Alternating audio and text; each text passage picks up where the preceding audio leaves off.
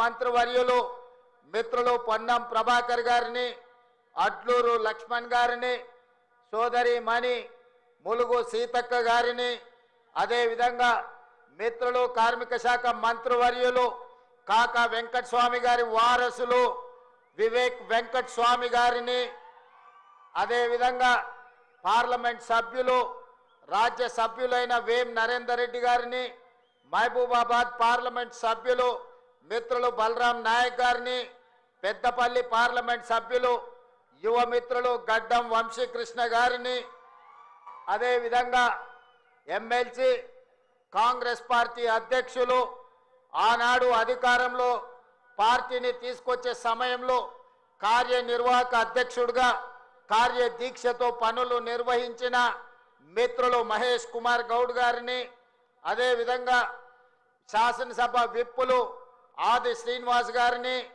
విజయ రమణారావు గారిని, గండ్ర సత్యనారాయణరావు గారిని, రాజ్ ఠాకూర్ గారిని, డాక్టర్ సంజయ్ గారిని, నాయని రాజేందర్ రెడ్డి గారిని, నాగరాజు గారిని, కవ్వంపల్లి సత్యనారాయణ గారిని, మందుల సామెల్ గారిని, మాధవరెడ్డి గారిని, మిత్రులు ప్రేమ్ సాగర్ రావు గారిని, మేడుపల్లి సత్యం గారిని, ఇంకా ఇతర శాసన మండలి సభ్యులను, శాసన సభ్యులను, వివిధ కార్పొరేషన్ల చైర్పర్సన్లను, అదే మీద ఈ ప్రాంతానికి సంబంధించి రాష్ట్రంలో ఉన్న ప్రముఖ కాంగ్రెస్ పార్టీ నాయకులను, ప్రభుత్వ అధికారులను ఈ కార్యక్రమానికి ఆహ్వానించి ఇంత పెద్ద ఎత్తున ఎంతో ఆలస్యమైన ముక్కవోని కార్యదీక్షతో ముఖ్యంగా మా ఆడబిడ్డలు మా అక్కలు పాల పిట్టల్లాగా దసరా పండుగ నాడు పాల పిట్టల్ని చూసినంత ఆనందంగా ఉంది. ఈరోజు మా అక్కలందరూ ఆశీర్వదించడానికి ఇంటి దగ్గర ఇంటైన ఆకలి అవుతుందన్నా, అన్నం వండేది ఆలస్యమైన మా తమ్ముడు మంచి మతలాభుతో వచ్చిండు, మేము ఆశీర్వదించాలి అని ఇంతసేపైనా కూర్చున్న మా అక్కలకు మనస్ఫూర్తిగా ధన్యవాదాలు తెలియజేస్తున్నా.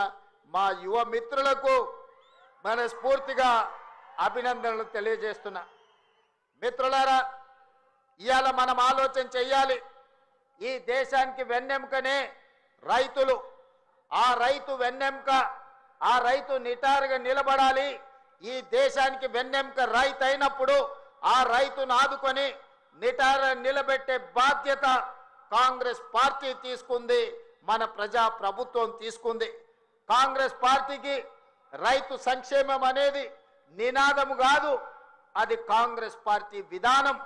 ఆనాడు రైతుల కోసం సాగునీటి ప్రాజెక్టులను బాక్రానంగల్ డ్యామ్ నుంచి మొదలు పెడితే నాగార్జున సాగర్, శ్రీశైలం, ఎస్ఆర్ఎస్పి వరకు పెద్ద పెద్ద నదుల మీద ప్రాజెక్టులను కట్టి రైతులకు సాగునీరు అందించిన చరిత్ర కాంగ్రెస్ పార్టీది.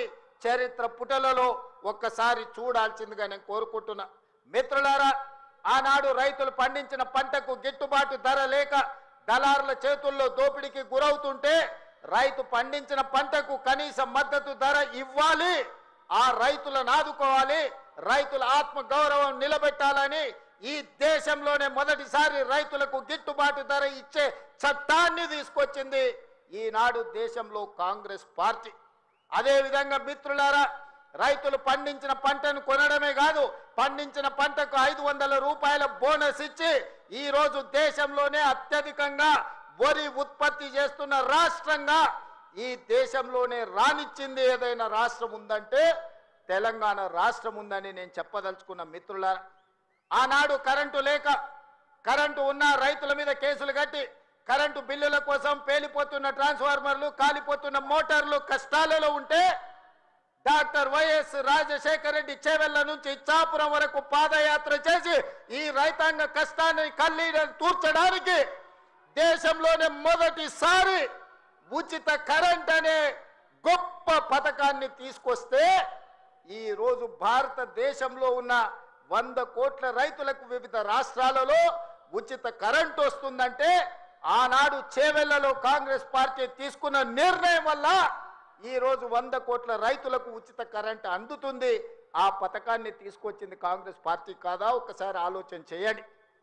మిత్రులారా, ఉచిత కరెంటే కావచ్చు, కనీస మద్దతు ధరే కావచ్చు, 500 రూపాయల బోనసే కాదు, అప్పుల్లో మునిగిపోయి ఆత్మహత్యలకు పాల్పడుతున్న రైతుల కోసం రైతు రుణమాఫీ చేయాలన్న ఆలోచనతోని ఆనాడు డాక్టర్ మన్మోహన్ సింగ్ గారు ఒక్క కలం పొడితో 72,000 కోట్ల రూపాయల రైతు రుణమాఫీ చేసి దేశం మొత్తం మీద రైతులను రుణ విముక్తులు చేసిన చరిత్ర ఆనాటిదైతే, ఈనాటి ప్రజాపాలనలో ప్రతి రైతుకు 2 లక్షల రూపాయల వరకు రుణమాఫీ చేస్తామని ఆనాడు నేను సమ్మక్క సార్లమ్మ సాక్షిగా ములుగు నియోజకవర్గం నుంచి పాదయాత్ర మొదలు పెడితే మా మిత్రుడు ఉప ముఖ్యమంత్రి వర్యులు బట్టి విక్రమార్క గారు బోధు శాసనసభ నియోజకవర్గం ఆదిలాబాదులో నుంచి ఖమ్మం వరకు పాదయాత్ర చేసినప్పుడు 2 లక్షల రూపాయల రుణమాఫీ చేస్తామని మాటిచ్చి నేను మా మిత్రుడు బట్టి విక్రమార్క గారు తెలంగాణ రైతాంగానికి మాట ఇస్తే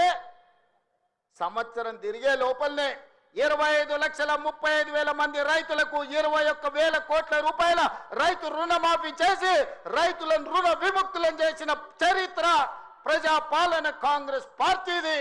ఈ రోజు దేశానికే మనం ఆదర్శంగా నిలబడ్డాం. మిత్రులారా, ఇవాళ ఆనాడు చెప్పిన మాటలు కాదు, చెప్పినవే అదే విధంగా ఈనాడు రైతు భరోసా పథకం 9 రోజుల్లో 9,000 కోట్ల రూపాయలు పోయినసారి రైతు ఖాతాలో వేసి తుమ్మల నాగేశ్వరరావు గారి అధ్యక్షతన రైతులకు రైతు భరోసా వేసినాం. ఈనాడు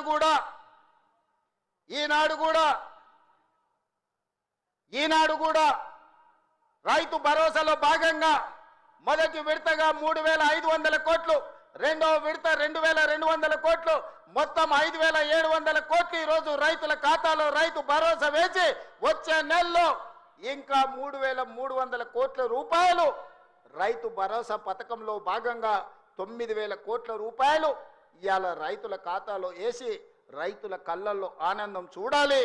వ్యవసాయం దండగ కాదు, వ్యవసాయం పండుగ చేయాలని ఒక గొప్ప సంకల్పంతో ఈనాడు ఇక్కడ మనం ఈ కార్యక్రమం తీసుకున్నాం. మిత్రులారా, ఇంత మంచి పండుగ కార్యక్రమం చేసుకుంటూ రైతులను ఆదుకుంటూ రైతుల కష్టాలు తీర్చుకుంటూ సాగునీటి ప్రాజెక్టులు పూర్తి చేసుకుంటూ రైతుల అవసరాలు ఏమున్నాయో అడుగుతూ ఇల్లు తిరుగుతూ రైతులు పండించిన సన్న వడ్లను ఈనాడు పేదలకు 3,15,00,000 మంది తెలంగాణ బిడ్డలకు ఇవాళ సన్న బియ్యం, తెలంగాణ పండించిన బియ్యాన్ని ఇవాళ పేదలకు అందిస్తున్నాం. ఎక్కడైనా ఏ రాష్ట్రంలో అయినా ఈ భారతదేశంలో స్వతంత్రం వచ్చి 75 సంవత్సరాలలో నేను ఇవాళ సూటిగా సవాలు విసురుతున్నా. గొప్పలు చెప్పుకునేటోళ్ళు, జబ్బలు చచ్చుకునేటోళ్ళు, తొడలు కొట్టుకునేటోళ్లకు సూటిగా నేను సవాలు విసురుతున్నా. ఎన్నడైనా కలలో కూడా మీరు పేదవాళ్ళకు సన్న బియ్యం ఇవ్వాలి.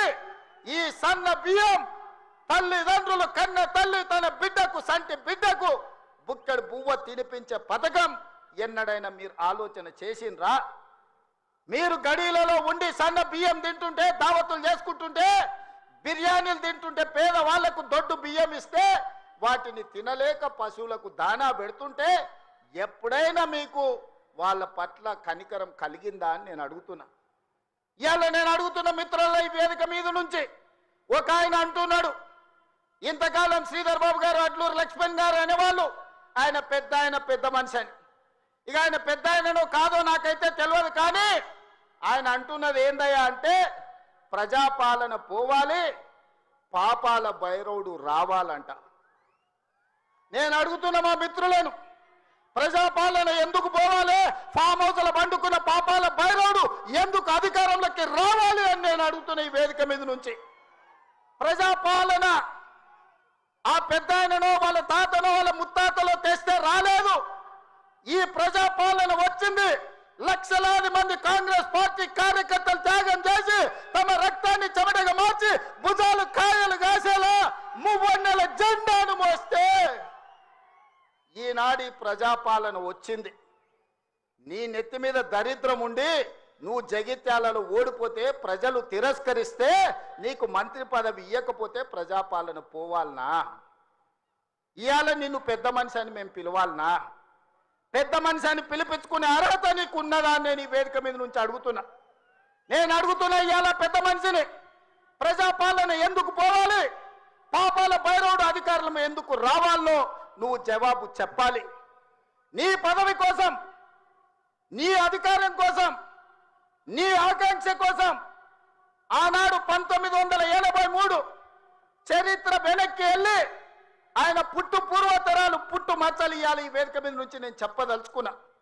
ఆయన నీతేంది, ఆయన జాతేంది, ఆయన దోస్తేందో ఇవాళ మీ అందరి ముందర నేను విజ్ఞప్తి చేయదలుచుకున్నా. మిత్రులారా, 1983లో తుమ్మల నాగేశ్వరరావు గారు సజీవ సాక్షి. ఆనాడు అన్న పెద్దలు నందమూరి తారక రామారావు గారు యువ న్యాయవాదిగా జగిత్యాలలో న్యాయవాది పదవిని బాధ్యత నిర్వహిస్తుంటే పిలిచి భుజం తట్టి నీకు ఎమ్మెల్యే టికెట్ ఇచ్చి నీకు ఎక్సైజ్ శాఖ మంత్రి ఇస్తే సంవత్సరం తిరిగే లోపలనే అన్న ఎన్టీఆర్ను వెన్నుపోటు పడిచి నాదెండ్ల భాస్కరరావుతోని జట్టు కట్టిన నువ్వు నాదెండ్ల భాస్కరరావు సోపతిని వదిలి కాంగ్రెస్ పార్టీలకు వచ్చి 40 సంవత్సరాలు పూర్తయింది. నేను అడుగుతున్నా పెద్ద మనిషిని, ఈ 40 ఏళ్ళు జగిత్యాల నియోజకవర్గమే కాదు కరీంనగర్ జిల్లాలో ప్రతి కాంగ్రెస్ పార్టీ కార్యకర్త 14 ఎన్నికల్లో 11 సార్లు ఎమ్మెల్యే, 3 సార్లు ఎంపీ, 1 సారి ఎమ్మెల్సీ, 14-15 సార్లు బీఫామ్ ఇస్తే దుఃఖాన్ని దిగముంగుకొని ఎన్టీఆర్ను వెన్నుపోటు పడిచిన నిన్ను, నాదెండ్ల భాస్కరరావు అనుచరుడైన నిన్ను ఎమ్మెల్యేగా, ఎంపీగా, ఎమ్మెల్సీగా ఏ ఎన్నికల్లో పోటీ చేసినా వేలాది మంది కాంగ్రెస్ పార్టీ కార్యకర్తలు నిన్ను భుజాల మీద మోసిన మాట నిజం కాదా? పల్లకిలో అసెంబ్లీకి పంపిన మాట నిజం కాదా? మిత్రులారా, 40 ఏళ్ళు నీ కోసం, నీ పదవి కోసం, నీ కుటుంబంలో జడ్పీటీసీ, ఎంపీపీ ఏ పదవి వచ్చినా నీ కుటుంబానికి ఇచ్చుకున్నా జగిత్యాల కాంగ్రెస్ పార్టీ కార్యకర్తలు మౌనంగా నీ కుటుంబానికి ఊడిగం చేసిన మాట నిజం కాదా? గ్రామంలో ఉన్నోడు గ్రామంలో ఉండాలి, మండలంలో ఉన్నోడు మండలంలో ఉండాలి, జిల్లాలో ఉన్నోడు నియోజకవర్గంలో ఉన్నోడు నియోజకవర్గంలో ఉండాలని పాపంది చేసింది నువ్వు కాదా? మొన్న నేను జగిత్యాల కార్యకర్తలను కలిస్తే ఒక్కొక్కరు తమ కష్టాలను మనసు విప్పి మాట్లాడుతుంటే నాకు ఆశ్చర్యపోయినా. గాంధీ భవన్ చూసి ఒక నాయకుడు చాలా సంవత్సరాల తర్వాత మెట్రోలో పోతుంటే గాంధీ భవన్ కనిపిస్తే ఆనందంతో కన్నీళ్లు గారిని ఆనంద బాష్పాలు గార్చిన మెట్రోలో నన్ను ఇట్లా గాంధీ భవన్ చూసిన మా నాయకుడు ఎన్నడూ నన్ను గాంధీ భవన్కు తీసుకుపోలేదని చెప్తుంటే నాకు నిజంగా మనసులో కలుక్కుమన్నది. ఇట్లాంటి కర్కోటకులైన నాయకులు ఉంటారా అని. అలాంటి నాయకుని కూడా జగిత్యాల ప్రజలు 14 సార్లు బీమా ఇస్తే ఎన్నో సార్లు ఓడిపోయినా వదలకుంటేనే ఆయన వెనకాల నిలబడి, ఆయన గండగా నిలబడి ఆయన భుజాల మీద మోస్తే ఒక్క ఏడాది పదవి లేకపోతే మీ గుండెల మీద దాన్ని మిమ్మల్ని మోసం చేసి పారిపోతాడా అని నేను అడుగుతున్న మిత్రులారా. ఇది న్యాయమా? ఇదేనా నీ జాతి, నీ నీతి? ఈ వయసులో నువ్వు 40 ఏళ్ళు నీ జెండా మోసి నిన్ను మోసిన కార్యకర్తల గుండెల మీద దాన్ని మోసం చేసి శత్రువు సెంతను చేరుతావా? శత్రువు సంకలు చేరి ప్రజాపాలన పోవాలంటావా? ఇట్లాంటోడు పెడితే పెళ్లి కోరుకున్నాడంట, పెట్టకపోతే సావు కోరుకున్నాడంట. ఇంతకంటే ఉదాహరణ ఇంకేమన్నా ఉందా? నేను అడుగుతున్న పెద్ద మనిషిని, ఈ ప్రజాపాలన ఎందుకు పోవాలి? 10,000 కోట్ల రూపాయల ఆడబిడ్డలకు మహాలక్ష్మి పథకం ద్వారా ఆర్టీసీలో ఉచితంగా అమ్మవారిని దర్శించుకోవాలన్నా, అమ్మగారి ఇంటికి పోవాలన్నా మా అక్కలందరినీ ఆర్టీసీలో ఉచితంగా ప్రయాణం ఇచ్చినందుకు ప్రజాపాలన పోవాలనా? తెలంగాణ ఉద్యమంలో సమిధలైన శ్రీకాంతాచారి, వేణుగోపాల్ రెడ్డి, ఈశాన్ రెడ్డి కానిస్టేబుల్ కిష్టయ్య ఆదర్శంగా మొదటి సంవత్సరంలోనే 70,000 ప్రభుత్వ ఉద్యోగాలు ఇచ్చి గ్రూప్ 1, గ్రూప్ 2, గ్రూప్ 3, గ్రూప్ 4 డాక్టర్లను, ఇంజనీర్లను